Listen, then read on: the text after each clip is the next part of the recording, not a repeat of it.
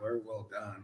I don't want everyone here, please don't judge the lack of participants in the committee as not respecting the fact that you're here and it's a confirmation hearing. It's been kind of a very complex schedule that we're on, short time period in the legislature.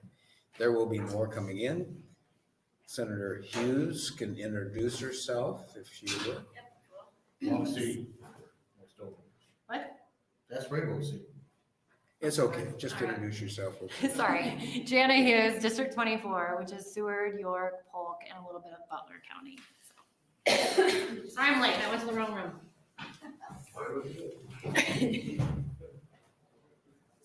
Okay, if you're planning to testify, I see many of you already picked up your green sheets. There's sign-in sheets that are available at the table. Please fill out the green sign-in sheet before you testify. Please print, and it is important to complete the form in its entirety. When it is your turn to testify, give the sign-in sheet to a page or committee clerk. This will help us make a more accurate record, public record. When you come up to testify, please speak clearly into the microphone and tell us your name, and please spell your first and last name to ensure we have an accurate record. So with that introduction, we will begin with first appointee, Christopher Gentry. Please come forward.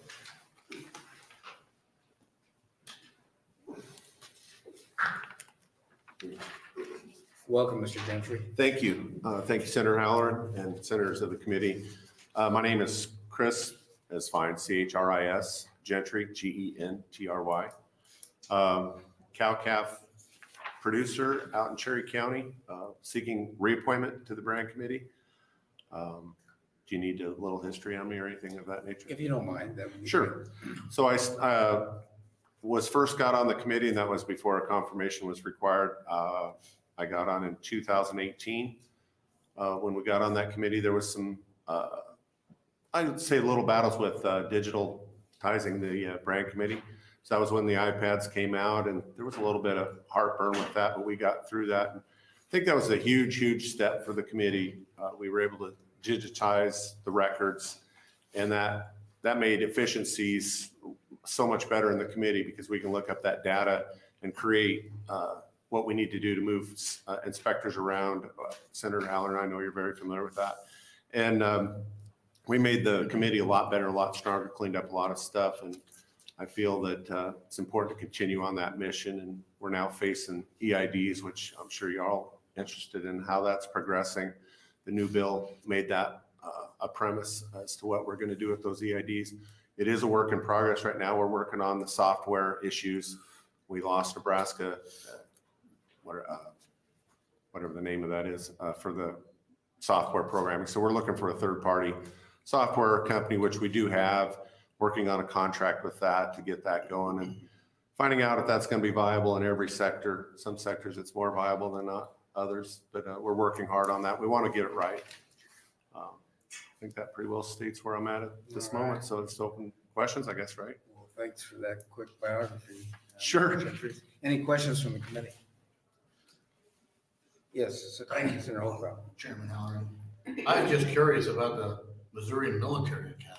Oh, so I went to high school in Missouri Military Academy. It's in Mexico, Missouri, which is near Columbia. Do you know of it or just? I don't know of it. I was just interested. It's a high school. So my dad went back in the day, all of us in Western Nebraska, you know, my fathers and all that, my uncle, they went to private schools because the transportation schools was not like it is today. So they went off. I mean, Curtis was a boys' school. And my dad went to Michigan. My uncle had went to Missouri Military Academy. So when it came my time to go to high school, my dad was wanting me to seek that. So we looked at different schools, and because my uncle went there, that was only choice. I'm retired military. Yeah. It's a JROTC program. Okay. Army primarily, or is It is Army. It's supposed to be what do you call it? joint? Yeah, but it's primarily Army. Okay. But yeah. Thanks. Yeah, you betcha. Interesting you picked that up. Thank you, Senator Holcroft, for a brief moment there. I thought we were government, military, and veterans affairs. Well, I couldn't go there. We could. introduce yourself while you're at it. Senator Ida. Thank you. Teresa Iba, District 44, which is 8 counties in southwest Nebraska. Okay, you had a question? I do have a question. Thank you, Mr. Chairman. Regarding the brand areas, non-brand areas, do you have any opinion on going forward, any way to dissect a little bit some of the controversy over areas that don't have to have a brand and areas that do?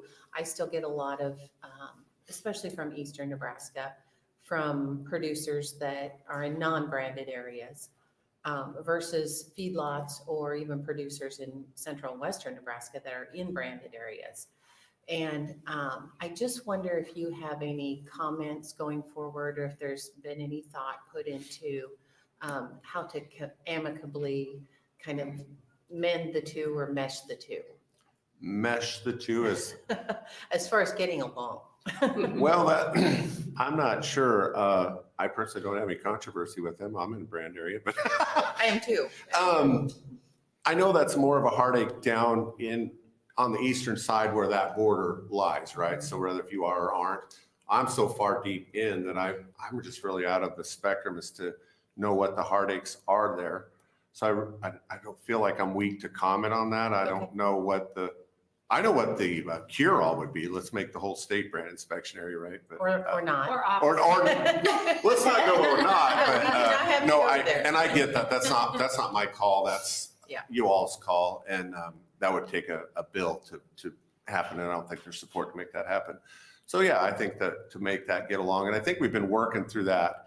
And I think, sorry to call him out, but I think Don, being our new executive director, I think he'll be magnificent in helping with that issue. I would trust what his opinion would be and what ideas he has. Great. Well, thank you. I hope that helps, that I didn't evade the No, question no. too bad. And I apologize, I was late from a luncheon, so Oh, I yeah. didn't hear much of your intro. I know you guys are I busy. appreciate it. No, it's fine. Thank you, Mr. Chairman. You bet. Thank you, Senator Ibach. I'm just grateful I'm termed out, so if that issue comes up, someone else can pick up the ball with that in the future. Any other questions? Seeing none. Appreciate it, Mr. Gentry. I appreciate your time. Thank you very much. It's been an honor to be here. All right, moving on to the next appointee is Lisa A. Lunz. Oh, excuse me. Proponents or supporters or opponents for this appointment for Mr. Gentry? Just give me 1 second. None? Okay, seeing none, thank you very much. We'll move on to Lisa Lunz. Lisa, you're on the mic now. Okay, thank you. Senator Halloran and to the Agriculture Committee, my name is Lisa Lunz, L-I-S-A-L-U-N-Z, and I appreciate your consideration to be confirmed as a member of the beginning Farmer Board. My husband Jim and I farm in Dixon County. We have 3 grown children and 7 grandchildren. We currently raise corn and soybeans and have no-tilled for over 25 years.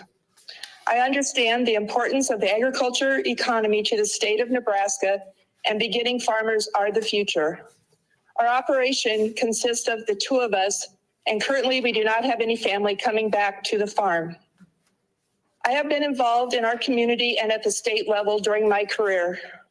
I am a LEAD 17 graduate and served on the Wakefield School Board for 12 years and the Nebraska Soybean Board for 12 years. Currently, I serve as Dixon County Supervisor and have been chair of the board for the past 5 years. Agriculture education has been important to me, and I served on the Promotion and Education Committee for Nebraska Farm Bureau, and I'm a member of Common Ground. I am also currently the past president of Ag Builders and the president of the Dixon County Farm Bureau Board. I ask for your affirmative vote for this confirmation, and thank you for your time. All right, thank you, Lisa, for being with us, and we appreciate your introduction of yourself. Do we have any questions from the committee? Senator Holcroft. Thank you, Chairman Halloran. And I'm sure Senator Ibach knows the answer to this one, but can you tell me about LEAD 17? We don't have that in the Navy. You could join LEAD in Nebraska though. Yeah. We would take your application. Sorry. Sorry, Mr. Chairman. Oh, you're fine. No, that's fine. So is that a I'm- question? That's a question. If you could describe to me, I know she put it down as one of your. I'm sorry, I can't hear the question. Can you repeat it? Hold on, Lisa. I'm gonna run over there. Okay, thank you. Yes, Lisa, this is Senator Holcraft. I was just interested in what is LEAD 17? Can you describe that to me? Oh, yes, I'm sorry. So LEAD is an agriculture leadership program in the state. It stands for Lead Education, Action and Development. It's a program that right now, this year, they just graduated class 41. So it's a program for agriculture producers and agribusiness people throughout the state. It's a 2-year program. Okay, thank you. Okay, any other questions from the committee? Senator Ibach will bring the phone to you. Hi, Lisa. This is Teresa Ibach. Just wondered if you would share with us the challenges that you see, maybe even the top 1 or 2, as far as beginning farmer programs go. So some of the challenges that I see is the amount of capital that it takes today to become involved in production agriculture and the competition for the land and the resources out there. Currently, we're not involved with animal agriculture, but there's, I think there's opportunity there. And it's just the landscape in the agriculture production field is changing. Thank you very much. Thank you, Mr. Chair. Okay, any other questions from the committee? Okay, seeing none. Lisa, we appreciate you being with us remotely. Yeah, I'm going to ask if there's anyone here that's a proponent or an opponent. So far, you'll feel good to see there's no opponents. So I think you're in good shape. We will get back with you, Lisa. We will eventually exec on these appointments, and we'll let you know how this goes. Okay, thank you. And thank you for being accommodating. Okay, thank you, Lisa. Hi, Lisa. Okay. I noticed she has Senator McKay down as a reference. Oh, Oh, dear. that's a problem. All right, moving on to the third appointment, appointee, John E. I'm going to mispronounce your name. Walvoord? Walvoord, okay. And also an appointment for the beginning farmer board. Welcome, John. Good to have you. Thank you. Yeah, like I said, John Walvoord is my name, JOHN WAL, V as in Victor, OORD. Previously I've represented the 2nd Congressional District on this board. I think you've made some changes, and so now it's they're at large. But I'm hope to be back again. Had a great experience the first 3 years I spent on the board. So about myself, I farm just on the western edge of Omaha in Douglas County. So it's a little different than a lot of the other farmers that you might run into. But I'm still in production agriculture, mainly corn, soybeans, a little bit of hay production. Previously, we've had cattle and hogs and those livestock, but we don't do any livestock anymore right now. But seen a lot of different things, and so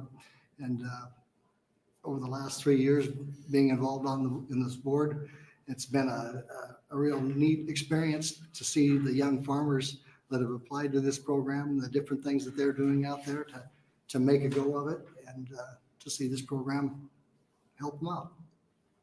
Okay, very good, John. I appreciate that introduction. Any questions, comments from the committee? Senator Ibach? Sorry. Thank you, Mr. Chairman. Thank you for coming in today and meeting with us. You certainly have challenges when I see the town of Waterloo on your application because of urban creep and the diversity of challenges that you have in a creeping urban area. What do you see as far as young farmers and wanting to get into or maybe succeeding their family in their operations? What do you see from a more urban rural location as the biggest challenge? Well, certainly in our area, land would be more of a challenge. Where my personal farm is, we're almost exclusively in the floodway, so we don't have much challenge from the city. But there's always, like I say, land and capital are always the biggest roadblocks to production agriculture. But I guess I'd also like to say, coming from this eastern end of the state, I see a lot of opportunities with people that can get in a smaller way. There's vegetable production, and not everybody can do that, but there's Omaha and Lincoln, there's, 1.5 million people that are anxious to buy things from farms. And so it's for young farmers, especially on this end of the state, I feel like there are a lot of opportunities that maybe are smaller things, side things, but they can certainly grow into larger parts of their farms or great places to get footholds. So For sure. lots of opportunity. I've seen a lot of the smaller acre farms, even in North. I have a son that lives in Bennington. And so, when we travel to and from, I see a lot of those even cropping up north of, between Bennington and Omaha. Yeah. And so I think that's a really good point, that you could diversify a little bit and maybe start smaller. Thank you very much. Thank you, Mr. Chairman. Okay, thank you, Senator Ibach. Questions, Senator Holcroft? Thank you, Chairman Halloran. I see we have a number of appointees for the farm board. How many members on the farm board? Can you help me with that? 7, otherwise. And we're 5. A 4-year term, is that what I saw on the thing? Correct. Is it just coincidental that we're kind of turning over this large number? Or they're mostly reappointments? I think it's reappointments by the new governor. Wow. How often do you meet? Usually twice a year at least. I think we met 3 times in the last year, usually in the fall, when they've gotten most of the applications in. And then again, right after the beginning of the year, we've got a few more to follow up on. And then this last year, we met once during the summer, and we've been trying to make some changes in how the programs are administered. And it's taken a little extra time, but I think it's going to be work out real well. Okay, thank you very much. Thank you, Chairman. Thanks, Senator Holcroft. Senator Hughes? Thank you, Chairman. Thanks for coming in. Thanks for volunteering. What do you think with the program that, when you speak with the young farmers, I'm assuming you kind of follow up with them and stuff, what do you find what's the consensus of what's the most beneficial out of what they're getting? And is there anything that you can see that on our side that would make it better, or, or tweak it how it needs to be? It sounds like maybe you're kind of talking through some of this stuff anyway. Unfortunately, we don't get to meet with the young farmers. We get a packet of their Oh, you financials just- and everything, so we get to go through that, Gotcha. and our director, they've met with them or talked with them, so they give us some feedback and stuff. But probably in some ways, I wish we did get to meet with them a little more, but it would take a lot of time to do that also. They do, I think it helps give these young guys a foot in the door if they've got a landowner that's, open to giving somebody a chance. And with the change in crop prices and stuff, we've seen some pretty large numbers as far as like on a per acre basis of what these landowners are getting, especially if they crop share with the tenants. So there's been some pretty good incentive for them. As far as going forward, I think you'll get to hear from the rest of the gang too, but I think we've made some changes to make our how our prices are determined and things are more like federal crop programs, and they're also more in line with some of the states around us, more of Olympic average type numbers, so that we don't, if we have a year where we get $7 and $8 corn. We saw a huge bump in the incentives, and which can be a good thing, but we want to make sure that the tax dollars are doled out evenly and respectfully. So that's been a big deal. Probably the one thing, and I hope you'll hear it from the rest of us, the gang here, what we hope maybe to get from you guys is a cap on the amount of tax dollars that any one landlord can receive. We wanted to put that into effect through our rules, but we were told by our council that was bounced back to your side of it. So it's just, we've seen a few instances, and they're mainly family, father passing the farm down to the son, and we have rules in place that as far as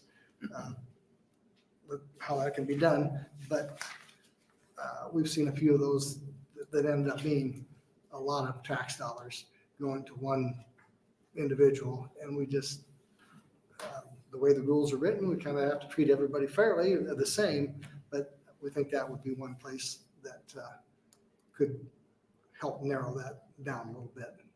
So. Okay. That's good information. Thank you. Yeah, that's very, very helpful, very interesting. Any further questions? Okay, seeing none. John, I appreciate it very much. Thank you. Any proponents for this nominee? Any opponents? Well, John, I think you're pretty safe on that end of it. So. Okay, we will move on to Wade E. Thornburg, beginning Farmer Board. Good afternoon, Wade. Good afternoon. Thank Proceed. you. Chairman Hollern and committee, I am Wade Thornburg. I represent the Ag Credit Chair of the committee at the beginning Farmer Board, and am seeking reappointment. A little bit of background history. I started banking in 2011. I've been in ag banking since I started. I grew up on a family farm. I currently farm with my family, in addition to doing the ag lending. I'm a 2011 graduate of UNL with an ag banking and finance degree. I work with a lot of producers, some young producers and some old producers, so it's kind of fun to see that side of it. I personally have gone through this program. I found out about it when I was in college and utilized it, and I've had customers that have been able to utilize it, and I think it's a good program. Okay, very good. I appreciate it. You won't believe this, but I was a beginning farmer a long time ago. And I know the circumstances have changed some, but they're very much the same. I understand the availability of land is always a challenge. Yeah. And I appreciate what you folks do in regard to helping young farmers get started in that respect. Any questions from the committee? I can come up with one. You're not required to. I was just reading some of the qualifications because I know we changed them a little bit Yeah. last year. And the financial piece of it is important. Uh-huh. What would you recommend for the caps? I think where we're at is okay as far as the caps go. I think we're, like John kind of said previously, where we kind of run into the caps as the program and the net worth of the beginning farmer being increased. We kind of run into some of them where we want there to be equal opportunity for a lot of the applicants instead of, 2 or 3 of the applicants receiving most of that cap dollars for the 3 years. So I guess the other thing that would go along with that, the challenge that I see is it's laid out pretty well for row crop production, but we'd also like to see, and we've talked about it at board meetings, but something for livestock. I have a neighbor back home who is trying to work with a younger farmer on his poultry production. As far as cattle production go, something to try to help them also, just because the program, it works very well for row crop, but it's a little tougher when we get to those programs. I think that was one of our considerations last year too, when we expanded the program, was you could put a poultry barn on a pivot corner. Yeah. Or, I mean, to accommodate some of those requests. But the cattle side of it is challenging because that's a whole nother dynamic. Yeah. But maybe we can work on that for future. Thank you very much. Thank you, Mr. Chairman. Thank you, Senator Ibach. Any further questions? Seeing none, Wade, thanks for coming in. this Thank you. morning, and thanks for your bio. Thank you. Appreciate it very much. Are there any proponents for this confirmation? Are there any opponents? Okay. Moving on, we will have appointee Britt D. Anderson, again with the Beginning Farmer Board.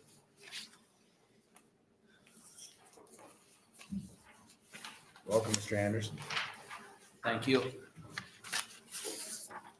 I'm Britt Anderson, B-R-I-T-T, Anderson, A-N-D-E-R-S-O-N. I'm a farmer rancher, semi-retired out in western Nebraska. I live on the edge of Custer County, just north of Gothenburg. I kind of represent the western part of the state, even though under the new parts of the act, we don't have districts anymore.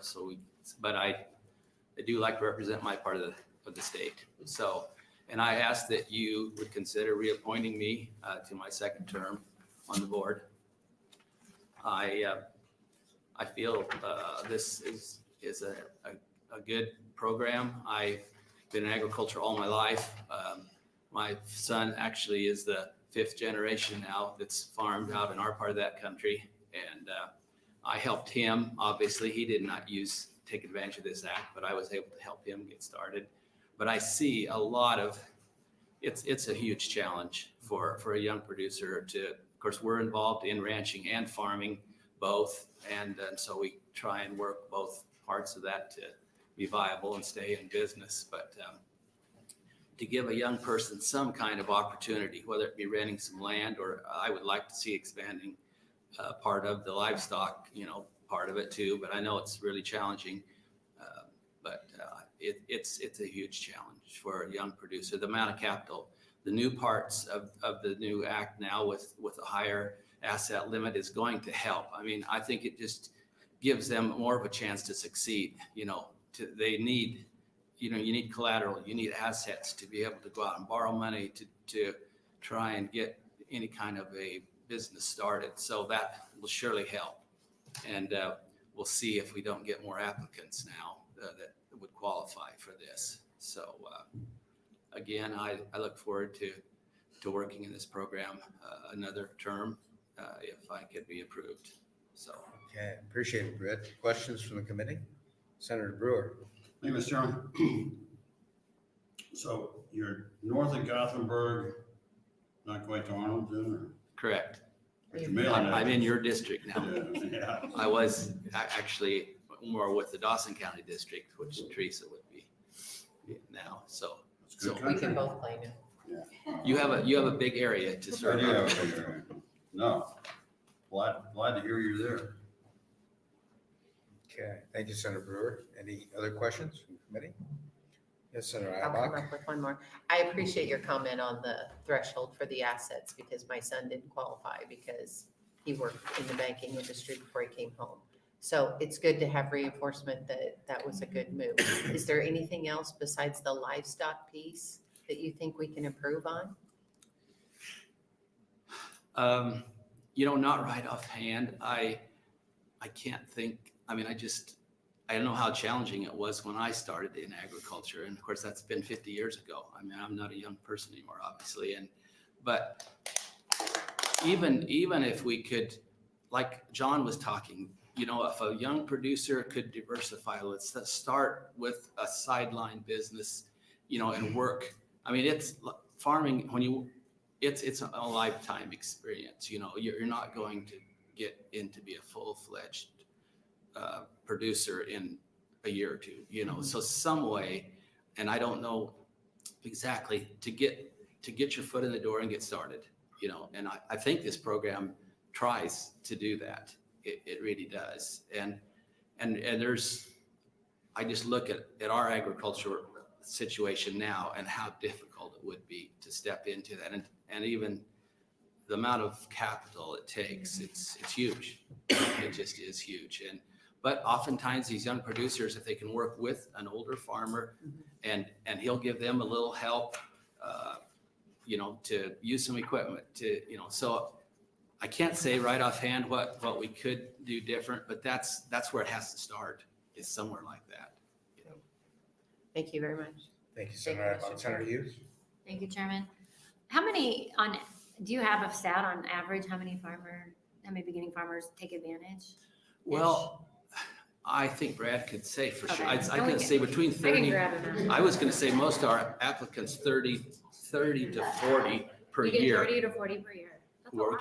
We're getting quite a, Okay, good. it varies a little bit, but I'd say most of the time we have at least 30 per year. That's awesome. Thank you. And of course, the staff puts a terrible lot of time into this before we see the app, because there's certain guidelines, and certain things they have to fill out all the application, and they certify and do, check all that out before we see the actual final applicant, their application. And then we go through it as a group, and try and, pick out things that maybe don't look quite right, things. And there, we find things, and just honest mistakes or just how to fill out the form. And we kind of been working in the direction of getting a universal application, because some of them are submitted in a lot of different ways. We all know the financials, how they can be. And so I think in the future, that's one of our goals, is to get a universal application that they could just fill out, and then it would look the same to us every time that we look at them too, so we can do a good comparison. So. Thank you. Thank you, Senator Hughes. Any further questions? Seeing none. Thank you, Mr. Anderson. Appreciate your experience and your application. Thank you. Are there proponents to appointment of Mr. Anderson? Are there any opponents? Seeing none, we will move on to Dr. Bradley D. Lubben, again with the Beginning Farmer Board. Welcome, Dr. Lubben. Thank you. Good afternoon, Senator Halloran. Thank you. Members of the committee, thank you for your consideration of my nomination to reappointment to the Beginning Farmer Board. I'm Brad Lubben. I should say I'm officially Bradley Lubben, BRADLEY LUBBEN. I'm just Brad unless I'm in trouble, and so we'll go with that. But I'm an ag economist at the University of Nebraska Lincoln, and I'm the academic appointed member of the board. I grew up on a small grain livestock operation in southeast Nebraska down in Otoe County, and graduated from Nebraska with a bachelor's and master's degree before working now almost 35 years in extension in Illinois, at Kansas, and back home here in Nebraska. So privileged to be back home here at my alma mater, privileged to work in agricultural economics with my focus in ag policy and risk management, and a privilege to serve on the board. I was first appointed back in 2011, and I've been elected by the board as chair since 2020. So I have a little bit of history with the board, but as I think as Britt alluded to, a lot of the knowledge and institutional knowledge and work on the board is our staff within Department of Ag. Samantha and Jolene are both sitting in the back of the room. And when we get stumped for questions, sure enough, they have the answers and we're prepared to follow up. So I thank you for the opportunity to appear before you and look forward to any questions. All right. Thank you, Dr. Lubben. Questions from the committee? Senator Holcroft. Thank you, Chairman Halloran. I was just curious. I mean, it looks like all the appointments expire all at the same time. Mhm. That's by design? Do we want to just turn over the whole board at once? I think the question of appointments is, I think they all come due and maybe with the governor making reappointments. So many of us are long-serving members of the board, but the terms themselves maybe all came due at one time. I thought it would make sense to maybe, Right. appoint Whether every they're 2 staggered. years or for 4 Sure. years and then not have them turn over. Even Ms. Lutz, I noticed she was just appointed in February, but her term expires the same time as everyone else's. So it's a complete turnover of the board. Yeah. Well, at least officially in the terms, yes, we're all serving the same term. Okay, thank you. Thank you, Senator Holcroft. Additional questions, Senator Alba? Thank you, Mr. Chair. Thanks for coming in today. You certainly are qualified from a academic perspective. Is there a mechanism that you use at the university to promote the program? I mean, you have 30 or 40 applicants every year. And I'm sure the Department of Ag probably does a lot of the marketing of the program as well. Is there a mechanism, or are you the resource for the university for marketing it? Well, I can first speak to say I'm the academic member of the board, which is to say the board is comprised of one member from the broader academic community that happens to be at the University of Nebraska-Lincoln in this case. But the primary promotion of the program comes from our Department of Agriculture staff at trade shows, farm shows, web and media information and personal contact. As you alluded to in a question to one of the other nominees, one of the challenges of a beginning farmer is access to land, access to capital. It's also access to programs and sort of understanding what's there and understanding what programs are actually relevant to them. And so there is really a long list of programs that really target beginning farmers and ranchers, from education programs and assistance programs nationally to those at the state level. Think of the value added program and so forth. And then specifically this. So it's part of a portfolio that really can and should be marketed to beginning farmers and ranchers. Very good. Thank you, Mr. Chair. Thank you, Senator Alba. Senator Hughes? Chairman, just from your professional experience, and since you've been on since 2011, I guess the same question that we asked maybe some other, like, what do you see? It sounds like you're kind of working on making the application more uniform. Right. That is clearly helpful for everybody. But is there any tweaks that on our side could help? Right. Or, is this a really good policy to get young farmers, or they don't necessarily have to be young, but beginning farmers in the door and up and running? Right. I think I can reinforce some comments made by my fellow nominees. There was a mention of caps, and it's worth noting there are really two different caps in the program. There's a cap on net worth, and we consider it to be a positive for the program that cap was changed from what was 200,000 adjusted for inflation to, I believe, 750,000 now going forward adjusted for inflation. At 200,000, it seems like a lot of funding if you're not involved in a business, but at a $200,000 net worth in a farm or business operation, you don't even have enough collateral to acquire a major new asset in the operation. And so that cap was important, and that increase helps increase the availability of the program. The other cap that maybe sort of coincided with that is if we're going to raise the cap and increase eligibility, then what's the program going to cost? And that's where the total funding cap came in. We're only operating under the first year of that cap, so we haven't yet seen consideration or concerns that the cap is binding, but it's possible that we will look and say that cap is binding, and that means it's limiting some participation that we might consider. There's a third potential cap that's mentioned that doesn't exist at the moment, and that is the idea that maybe any one individual recipient should have a cap on tax credits received. Particularly with a cap on total funding, should there be a cap on individuals within the program? That's a worthy question. We talked about it as a board, and we had a suggestion, but as mentioned, it seems difficult for us to propose that as a regulation without statutory guidance. We are working on regulation to try and streamline or standardize some of our efforts. That includes sort of the calculation of commodity values for purposes of calculating credits and so forth. The move perhaps towards more uniform financial statements would increase the efficiency of our work, but all those are things that we're working towards. Some of those are in proposed regulations that will move forward. Some of them are still sort of at this point guidance that we offer and but might work to improve on. Very good. The one other area I might mention, if you'll indulge, is this beginning farmer tax credit program is fundamentally a credit to a landowner or to an owner who rents assets to a qualified beginning farmer or rancher. That's land, that's equipment, that's livestock in some relatively rare livestock share arrangements, and that's buildings. But as was mentioned, that the whole land and even equipment and so forth works fairly straightforward for a crop producer.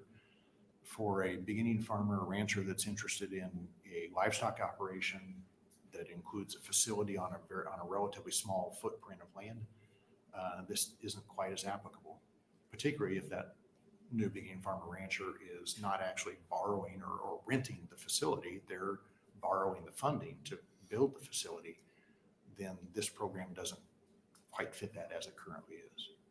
I don't have a specific recommendation for what you should do, but that's an area where it, where it doesn't quite reach that potential beginning farmer rancher audience.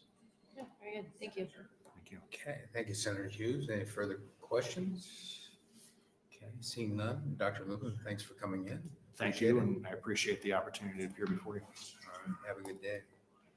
Are there any proponents for the nomination of Dr. Lubben? Any opponents? Seeing none, that will conclude our confirmation hearings. And with the indulgence of the committee, if we could have an exec, if it meets your schedules, an exec committee meeting